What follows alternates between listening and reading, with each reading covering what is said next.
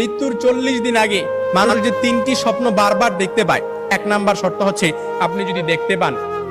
আপনি যদি যে স্বপ্নটা, প্রথম নাম্বার স্বপ্ন যেটা আপনি যদি দেখতে পান যে আপনার পূর্বপুরুষ আত্মীয় স্বজন যারা ইন্তেকাল করছে তারা আপনাকে ডাকতেছে,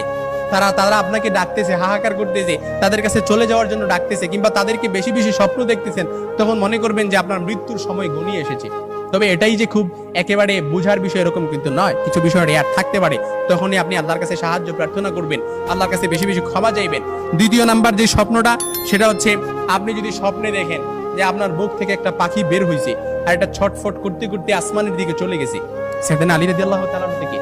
আসমানের দিকে চলে গেছে, তখন মনে করবেন যে আপনার মৃত্যুর সময় ঘনিয়ে এসেছে, আপনাকে ইঙ্গিত, এই স্বপ্নটা আপনাকে ইঙ্গিত বহন করতেছে।